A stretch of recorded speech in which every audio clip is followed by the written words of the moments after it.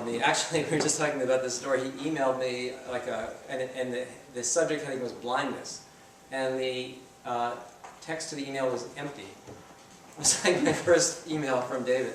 Turned out, like, it was actually, I had to write back and say, like, there's nothing there.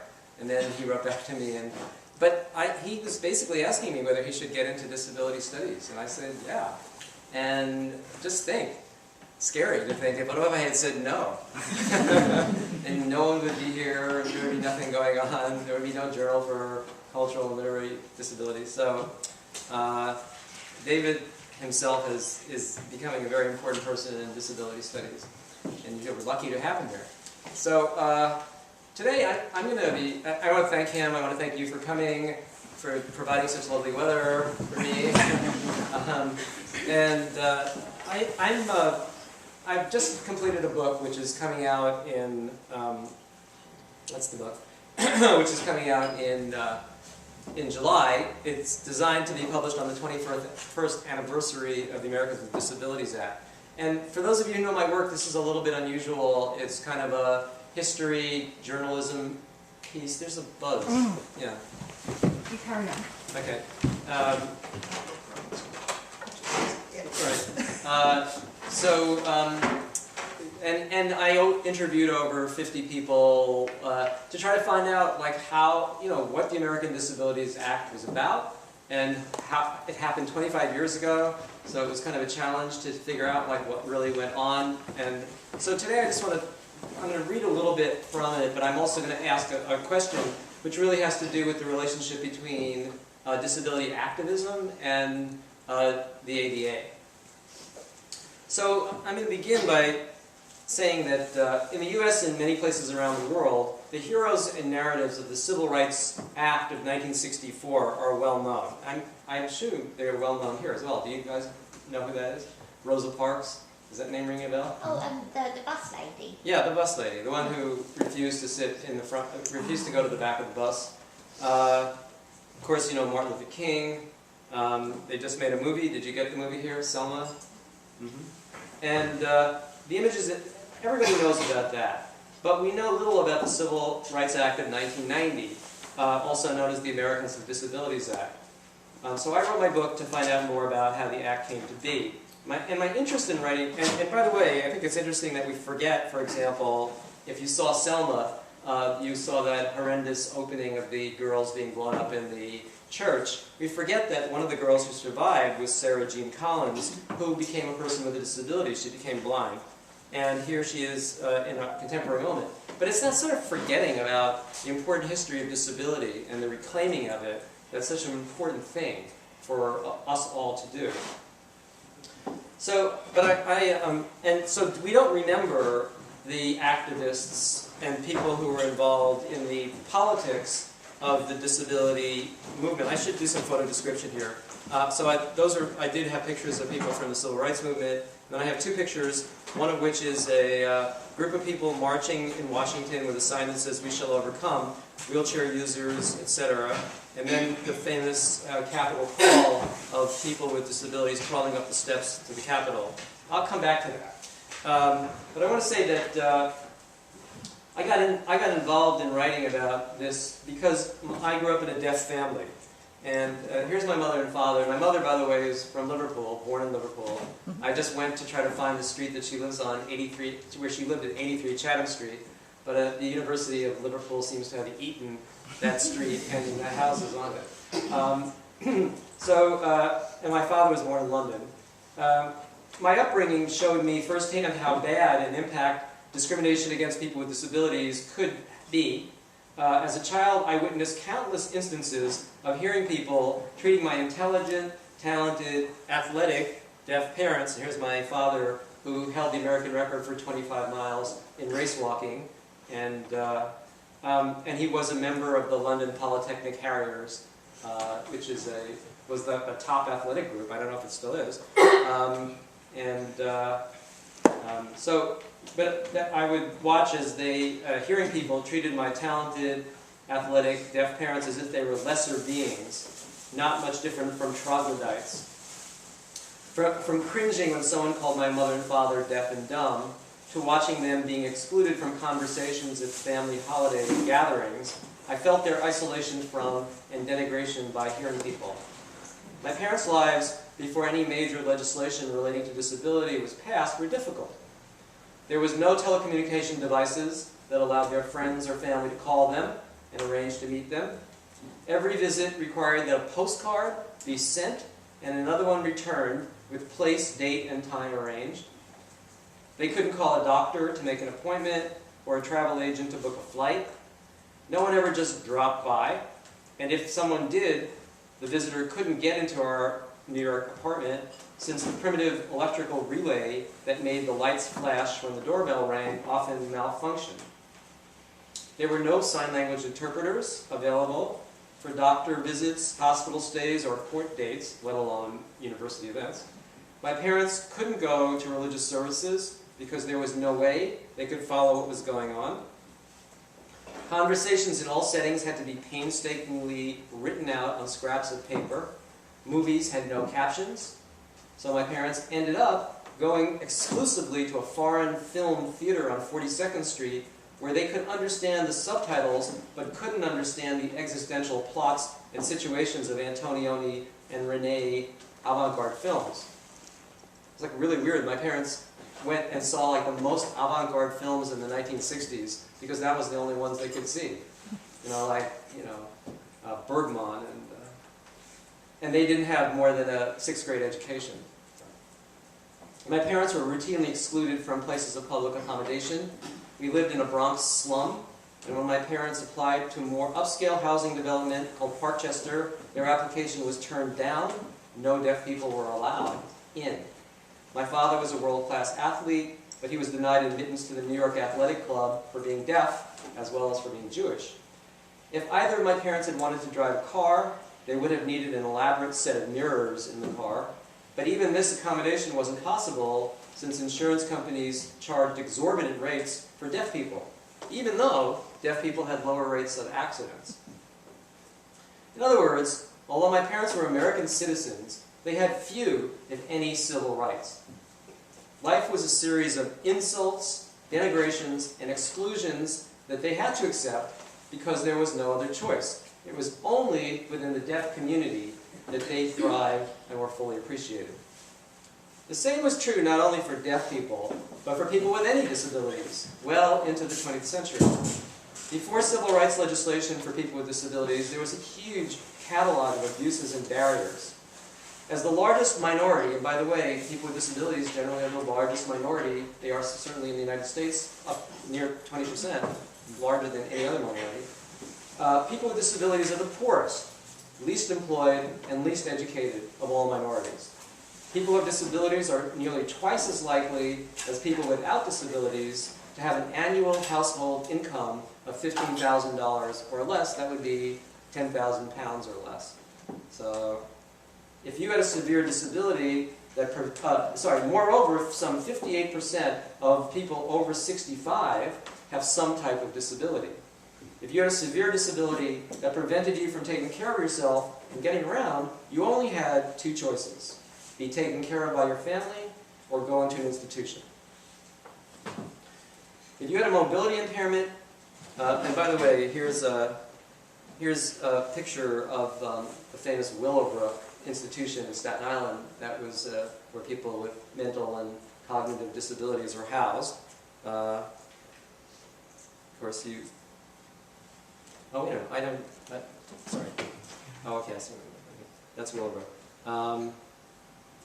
And as you know, Susan Schweik's book, but that, an instance of how blind people were discriminated against. That's the picture of this, I think it's a Walker Evans picture of a blind woman with a sign on her neck that says blind.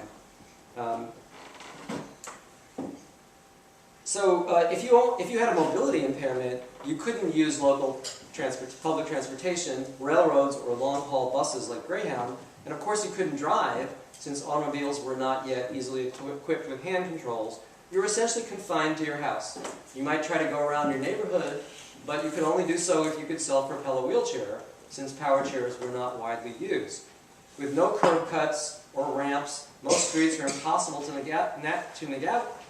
navigate, and most buildings were inaccessible.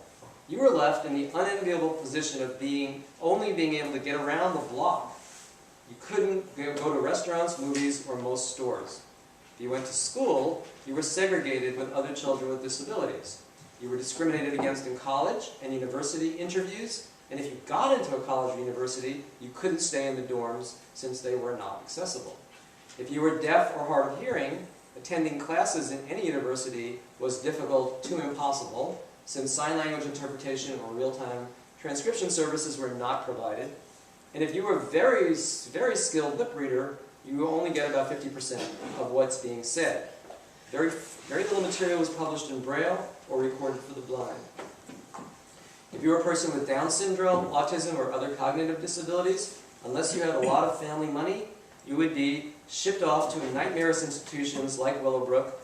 In places like this, the chances were good that you'd be sitting in your own feces or rocking back and forth to comfort yourself in the midst of stultifying ennui and neglect.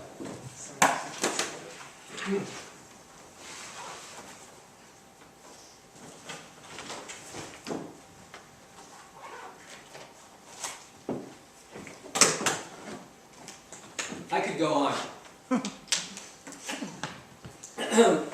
But I know you know what I'm talking about. Life as a person with a disability was a much reduced, if not reprehensively deprived life.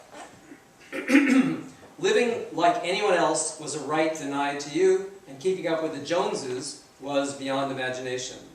Concomitant with the economic and political realities was the social view that developed along with these problems. Disabled people were treated like children, dependent, helpless, and unlike children, pitiable.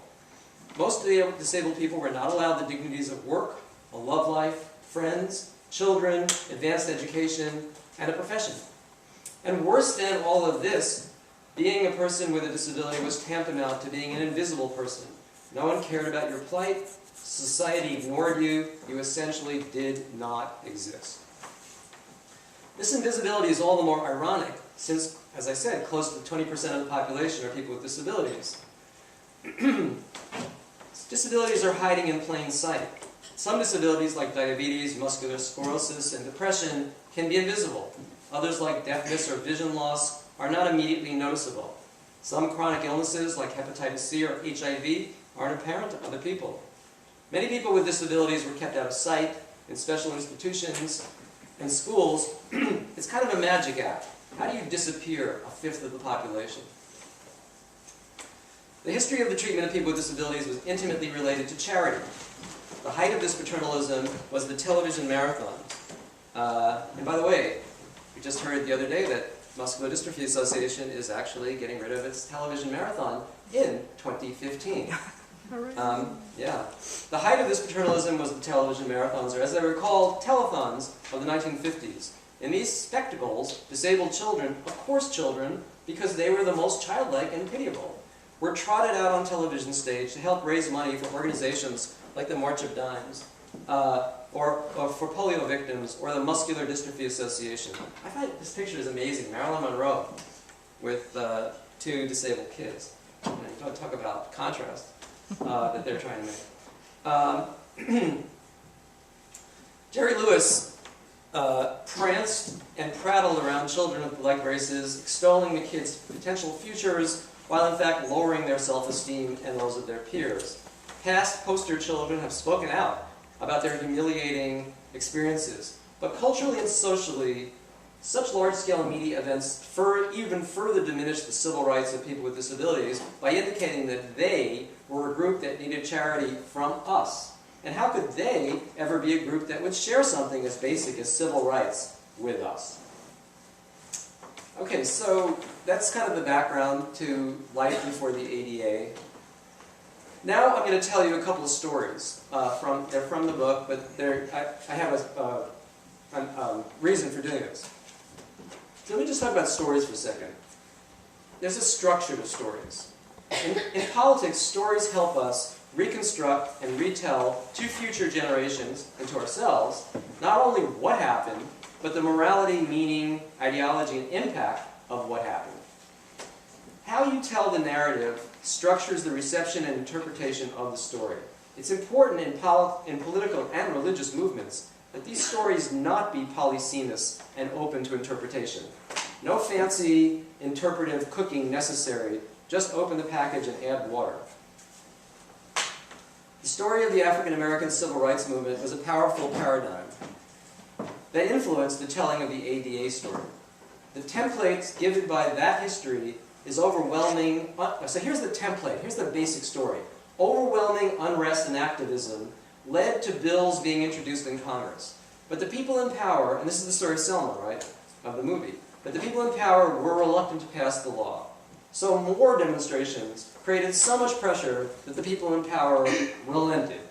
The bill was passed with accompanying celebration and a sense of victory. And that's the template that is told over and over again in the disability activist movement. And you know, those people who were involved in the disability activist movement very much were conscious that they were using the signs that said "We shall overcome." They were singing civil rights songs. They really saw themselves as part of that. So the activists in the build-up to the ADA told that story a few times. The earlier versions were around a group called ADAPT, which I don't know if you know about them. They were very activist wheelchair users who were trying to get transportation to the public, and would go out there and they were like Hell's Angels on. They would sort of like look like Hell's Angels, only they were using wheelchairs. And they would go out there to get arrested. They'd chain themselves to buses and things. So we hear that story around ADAPT demonstrations and around Section 504, which I don't know how much you know about the U.S. But Section 504 was really like 42 words that was stuck into a rehab bill that basically was the first time that the idea of civil rights was promulgated in the U.S., and it was in 1973. The story was told, like for example, that Nixon vetoed the Rehab Act twice, and then Congress, under pressure from people with disabilities, overrode the veto. And I'm going to give you a couple of examples of this paradigm. Let's see if you can get this right. Congress passes the most sweeping civil rights bill ever to be written into the law, and thus reaffirms the conception of equality for all men that began with Lincoln and the Civil War 100 years ago. With the Civil Rights Act of 1964, proponents of social change now had a legal basis to push through the reforms that were so overdue. The laws are just words. It takes committed individuals to see that they are enforced. When she was declared unqualified to teach because she couldn't walk, Judy took the New York Board of Education to court and won.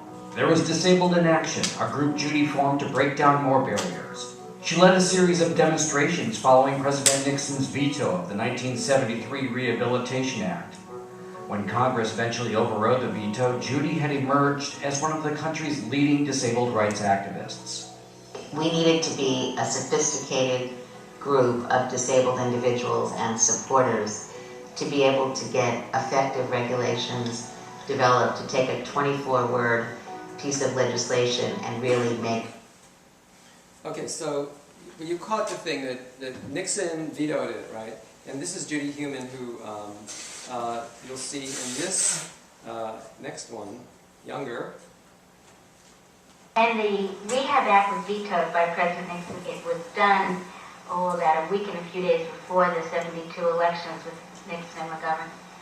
And a group of us from Disabled in Action, a number of other organizations, decided that we wanted to do something publicly about it. So we organized within, not many days, a demonstration which started out in Manhattan at what was called the Federal Building. We'd never been there before, and we took 60 or 80 people up to this Federal Building. And when we got up there, it was like in the middle of no place. It was on this little island. And we had this demonstration, we had these great flyers, and we had this symbolic funeral of disabled people being killed by the Nixon administration. And the next thing we knew, out came these city police. They drove up in this car. They asked who the leader was, and people sent them over to me. And the guy said to me, "Do you know that you're trespassing on federal property?" And I said, "Yes." And he said, "Are you going to leave?" And I said, "No." And we expected the world to end, and he said, "So stay." And he turned around and he walked away. So we decided we weren't making the impact that we wanted to, so we were going to sit down in the street, we were going to stop traffic. So we did. We all went out into most of us went out into the street. But as I said, there were like hardly any cars coming by. So we all got into our vans and into the cars. And there we traipsed off to Madison Avenue, which in Manhattan is like, it's a huge street. And we got out of the cars and we decided that what we were going to do is we were going to sit down in the street. So at 4:30 in the afternoon, we formed this huge circle. We cut off 4th Street. But that was too scary because there were only 60 or 80 of us. And there were huge trucks and cars. I mean, you know, Manhattan's like a crazy city in the best of times. And so we decided that we would retreat. We would only go onto one street. But still, we shut the whole city down. They were announcing paraplegics stop traffic in Manhattan.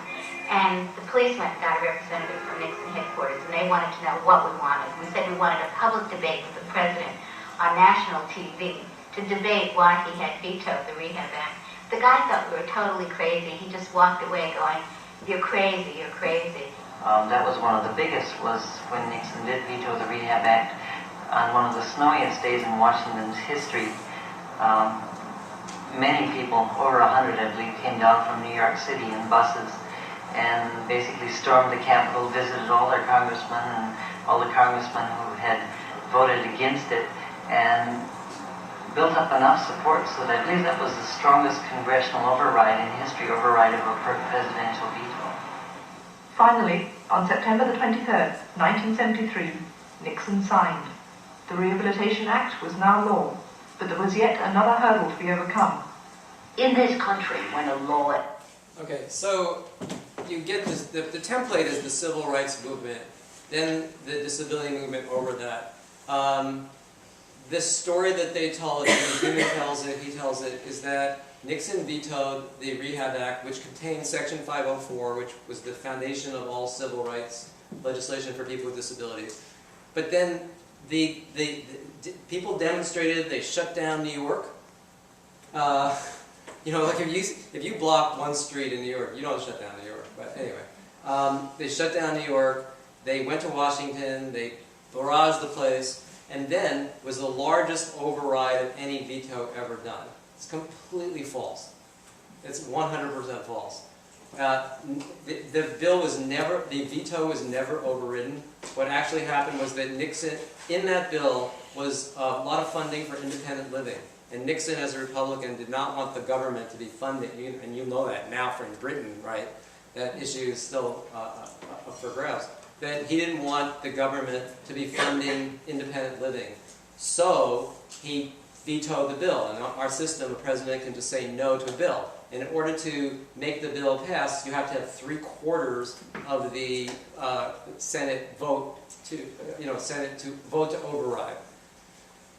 The Senate, they didn't have the votes. They never had the votes. So they went back and they changed the bill, and they gave it to Nixon again. But it still had the independent living thing in there, so he vetoed it again. The third time, they redid the bill, and they took the independent living thing out. And then Nixon signed it. There was no veto. In fact, it was defeat, because independent living was defeated. But the story that we tell is a very different one. And these, Judy Heumann and Ralph Hotchkiss are very big leaders in the United States. Judy Heumann was the head of the EEOC. I mean, these are people who really know. And they're telling the story. So one of the things I want to talk about is, like, does it matter that that's not true? Right? Okay.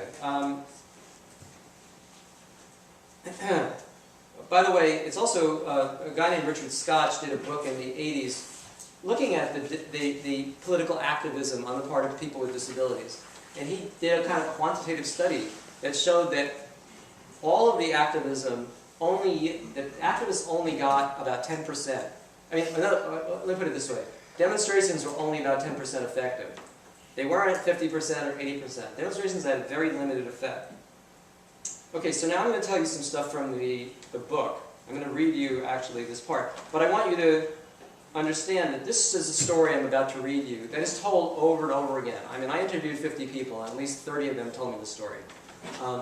So this is the story.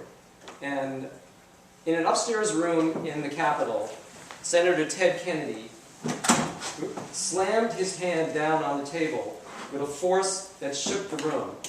His hefty body, now raised from the seat, angled across the solid wooden surface as he glared at President George Bush's chief of staff. This is the older George Bush, John Sununu. Their heads inches apart, Kennedy screamed at Sununu, "You want to fight? Fight with me.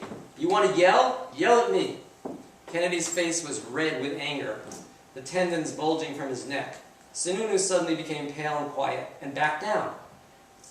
Around the gleaming walnut table were a group of senior and seasoned legislators, all of whom were disabled or had disabled close family members. I'm going to skip the names because they won't mean anything to you. The meeting had been called because after 10 weeks of staff-level negotiations between the White House and Congress, some progress had been made, but there was a deadlock that was now apparent. The heavyweights had gotten together to see what could be done. Bob Dole, the minority leader who's a disabled person who ran for president, offered his office, and one by one the members of the Senate and the House filed into the air-conditioned room from outside where the 90-degree summer day was broiling the city. Harkin, Tom Harkin, who had a deaf brother, brought along his staff member Bobby Silverstein, who was the one who had written a lot of the legislation. After some brief chit-chat, the principals began their own discussion. Sununu served as the point person for the White House and was known to be a hardliner and official bad cop. So Sununu is this conservative who is the bad guy of the story. Many of the Republicans in the rooms were conservative too. But Sununu's role in the White House was to serve as watchdog for arch-conservative values. He thought that some crucial mandates, including the very touchy idea of forcing businesses to retrofit their establishments to make them accessible, were too liberal in the bill. Wouldn't that measure cost ordinary small business a fortune? As an uncompromising conservative, Sununu had many objections to what he saw as wording that was not business-friendly. What if the business couldn't afford to make these changes? What if, for example, there was a barber shop on the second floor of an existing building in New Hampshire? Would you expect that the poor barber would have to install an elevator to accommodate some wheelchair-using customer in need of a haircut? Bobby Silverstein, who's the aide to Harkin, had been listening to Sununu, and Kennedy said to Sununu, "You're fly-specking the bill." But Sununu kept picking away. And Silverstein, having done his homework in advance, finally said, "I think you're wrong, Mr. Sununu." And Sununu just blew up. And he said, "Every time I say something, you always bring something up. I don't want to hear from you anymore."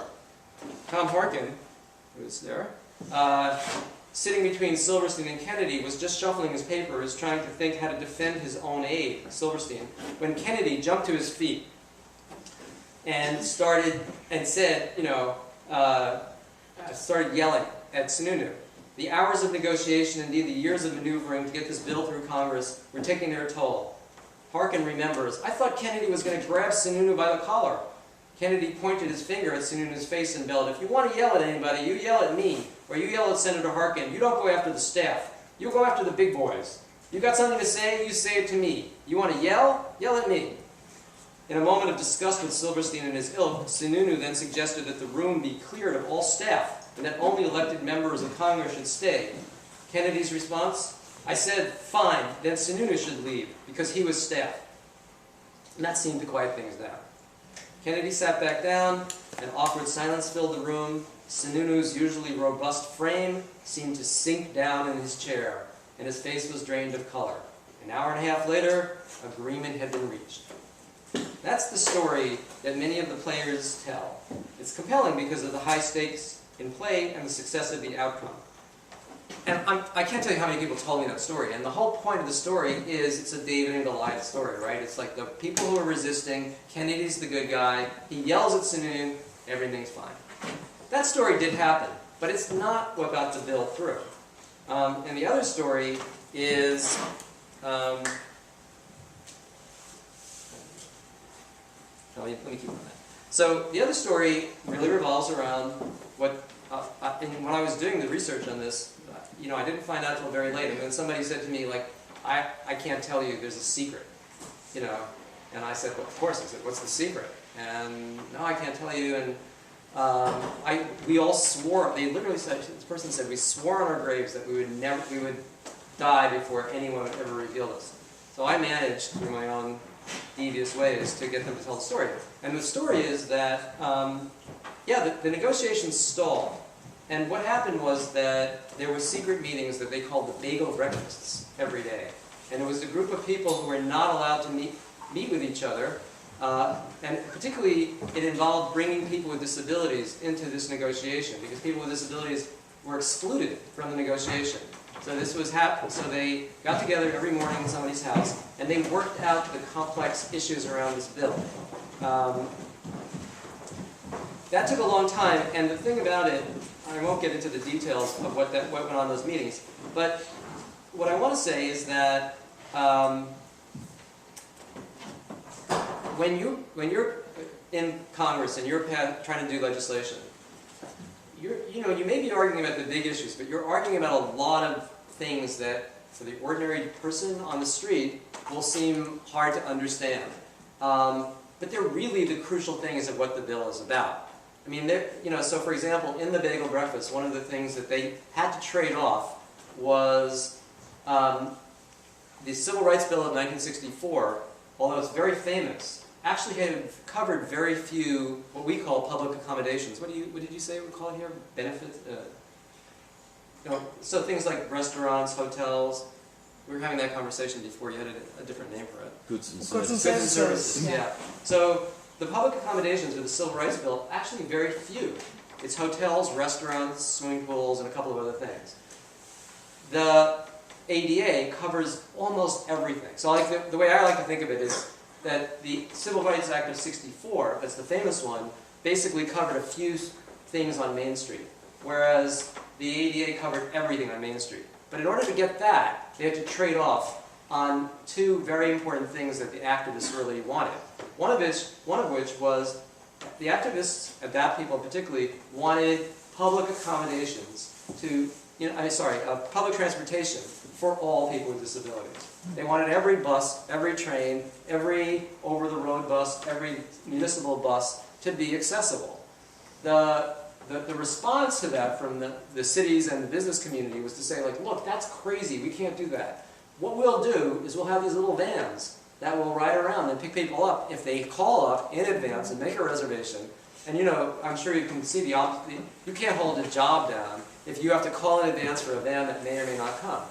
But in these secret negotiations, they gave up the demand that there be complete public accommodation, and they allowed for what was called local option, which is that each city and town or whatever would make up their own little van service.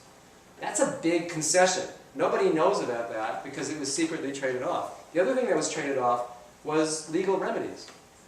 So in other words, the Civil Rights Act of '64, which we all look at with great respect, basically, if you were discriminated against, you could go to court. You had to go to court.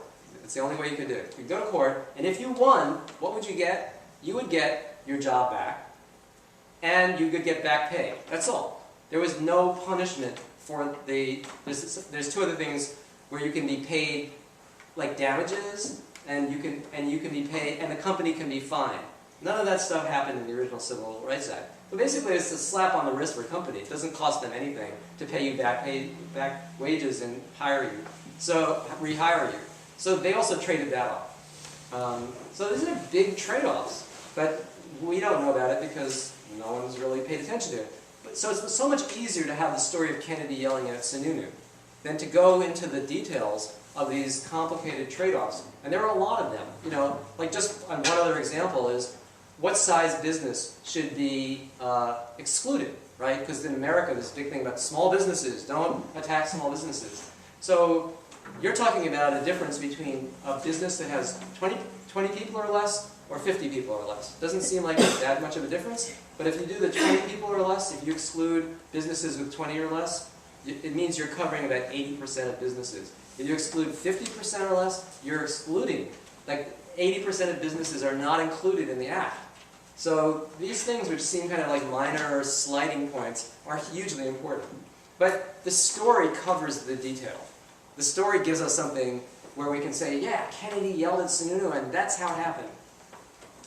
The second story I want to tell you, by the way, these are just some photos. This is a picture of the people in Dredif, which was one of the important organizations that helped the Civil Rights Act get through.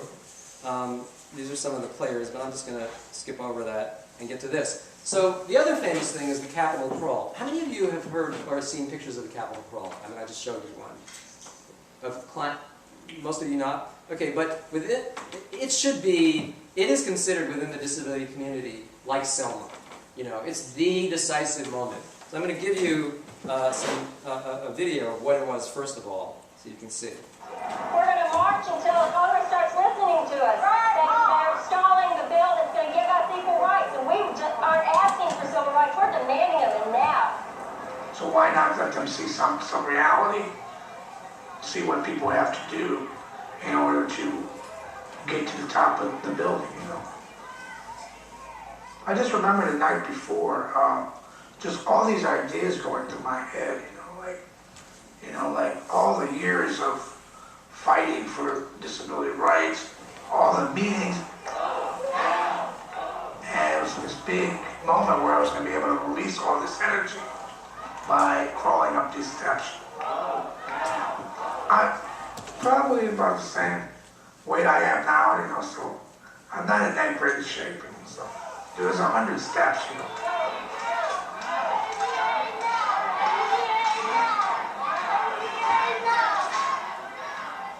And there was this little girl who was right ahead of me, you know. And I said, oh my gosh, this little girl is she has cerebral palsy. This little girl is gonna climb the steps ahead of me, and I'm not going to be able to make it. And she's going to make me look really stupid, you know.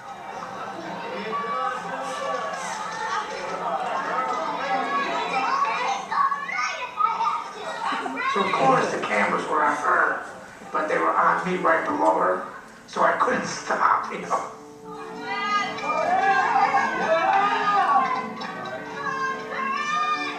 As a matter of fact, several senators were furious. All right, so that march was in March of 1990, and it was the same story. You saw one of the earlier demonstrators was saying that the bill is being stalled in Congress, and we're going to do something until they listen to us. And then, of course, you have Jennifer Keeling, who's the little girl. Here she is now, older, and here's what she has to say. All right, and they say that it was the image of me climbing those steps that was the final decision to get the ADA passed, and that is one of the most extreme memories that I have. Okay, so that's her, and then I just want to add. So this is Marcia Bristo, who also just talks about the crawl. And there's a whole story about him to begin with, but ADAPT calls up Senator Harkin and says to Tom, hope you watch the news tonight. For those of you who have seen Lives Worth Living, the documentary, you'll remember this story. He goes, hope you watch the news tonight. We've got a little present for you. And Harkin goes, oh my God, what's ADAPT up to now? Well, that day, ADAPT had gone to Capitol, and this is before 9/11, so you could actually walk up the steps of the Capitol. And many of the adapters got out of their wheelchairs and climbed up the steps to the Capitol to demonstrate the point of how inaccessible our world was. All the major TV outlets were there, the national news, the front page of the Washington Post, and that was the watershed moment. Okay, so that's Marcia telling the story. That was the watershed moment. And in the way that people tell the story, that was the watershed moment. The story goes like this. After Kennedy's last stand, the bill moved from the Senate to the House. There were some members of Congress who wanted the ADA passed, those are the good guys, and the majority resisted, those are the bad guys. Despite the fact that the bill passed easily in the Senate, it got bogged down in the House and was taking months. People with disabilities had enough. As the demonstrator using the power chair says, we're going to march until the Congress starts listening to us. They're stalling the bill that is going to give us civil rights, and we're not asking for civil rights. We're demanding them now. Demonstrators from all over the U.S. converged on Washington, D.C., marched from the White House to the Capitol, and then, in the iconic moment, happened when those with mobility impairments abandoned their wheelchairs, scooters, dropped their braces, canes, and crawled slowly and dramatically up the inaccessible steps of the Capitol.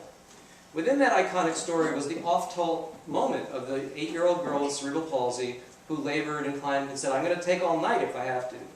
When all the demonstrators had climbed the steps, they entered the dome of the Capitol building and chained themselves together and their wheelchairs to each other, were arrested or hauled out by stony-faced police officers. Confronted by this determined and outraged set of activists, Congress realized it had to act and act fast. The bill passed shortly after and was signed by President Bush in the largest Rose Garden ceremony in U.S. history. It was truly democracy in action. Actually, I'll show you the signing ceremony. So this was, and it's truly the largest signing ceremony in the history of the United States. I now lift my pen to sign this Americans with Disabilities Act and say, let the shameful wall of exclusion finally come tumbling down. God bless you all.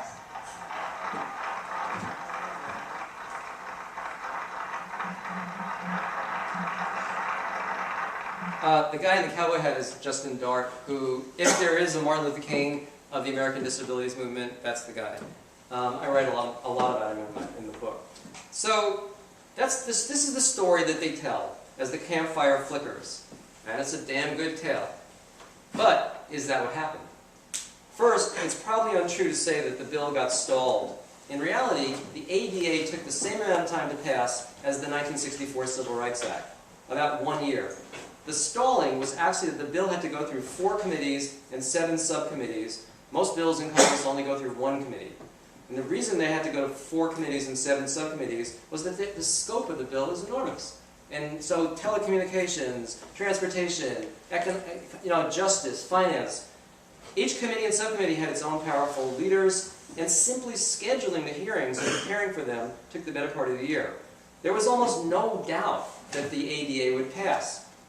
And as I said before, there was never a doubt that it would pass. It's where you move those markers. What you're excluding, what you're including. None of the demonstrators are aware of that at all, right? They just come down, they're stalling. It wasn't that Congress wasn't listening to people with disabilities. It was that it had to go through the laborious process of setting up all those hearings. The wheels of justice grind slowly. And the oil that the demonstrators thought they were greasing those gears with was actually not doing much. At the very moment they were crawling up the step, the bill was being voted on in the Energy and Commerce Committee, for example. It passed by 40-3, right at the very moment that they were climbing up the steps, along with 10 other bills that were on the table that morning. It's a matter of focus, really. One of the staffers who was there said that day they were crawling up the steps, the ADA was passing. It didn't matter whether they crawled up the steps or not. So, that's not a story I want to tell, but that's a story that when I did, I knew the other story. Before I did the research, I knew the other story. Here's this story, which is, what seems like what really happened. So the question I'm asking is, what I'm saying is that the real issues at hand were largely invisible to the demonstrators and are lost in the idea of the triumphalist narrative. I can provide other examples about how the triumphalist narrative is not a factual narrative, but the question I want to ask you today is, does it matter that the historian might be at odds with the activist? It's a hard thing to have to tell all the people who really believe that the crawl helped that actually, not so much. At least not in the way that they believed it did. And of course, no one wants to be the bearer of bad news, right? What's far more important to the passage of the ADA was not the crawl, what I've discovered is far more important than the crawl was a Thursday night bridge game. That seems far less inspiring. Yet 2 friends, Evan Kemp and Boyden Gray, here they are.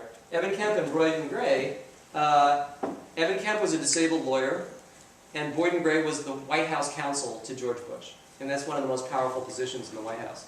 They happened to meet for years over an Inside the Beltway card game. And that friendship made possible the alliance between hippie activists who were coming from Berkeley and camping out on Evan Kemp's floor to connect with the most powerful people in the White House. That's weird to say, like, a bridge game is probably more important than any of the demonstrations that were done. It doesn't make news for the disability community, the crawl does.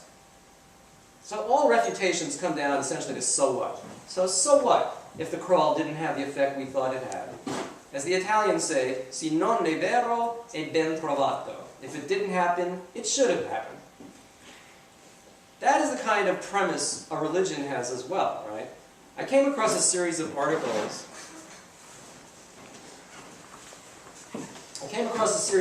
Recently in which Jewish scholars and rabbis were arguing about the account of the Old Testament that says that Jews were slaves in Egypt and that 1 million Jews wandered in the desert for 40 years. No archaeological evidence has ever been found in the desert to prove this supposed extensive and high-impact wandering, not even an ashtray. And you figure people, like, 1 million people wander around a desert for 40 years, they would have left something. And there's serious doubts whether the Jews were ever even in Egypt, let alone slaves. Nor did they build the pyramids, which I think was actually first promulgated in the film The Ten Commandments. But as one of the debunking rabbis pointed out, a narrative can hold a group of people together, whether it's factual or not. In U.S. history, all the people, famous people, Betsy Ross, Paul Revere, George Washington saying, "I cannot tell a lie," all of that stuff is mythic. It's not factual. And I'm sure in England you have similar things. But what we know is that the myth of the moment might trump what actually happened in the past. So it's possible that even though some events, like the Capitol Crawl, didn't happen exactly the way people want to remember, these events can serve as powerful builders of community. Indeed, the Capitol Crawl did serve to put an element of fear into the hearts of anyone who was considering voting against the ADA. And it did encourage lobbyists and staffers to push for more concessions as the horse trading continued behind the scenes. More to the point, the momentum that brought about the ADA is perhaps too complex to convey simply. But a simple narrative, using the templates of David and Goliath, Moses and the Pharaoh, Martin Luther King and LBJ, the weak and marginalized rising up against the powerful, is time-honored and has the ability to mobilize action and create a history worth remembering. If it isn't true, it should have been. I just want to show you one other thing at the very end of this talk, which is...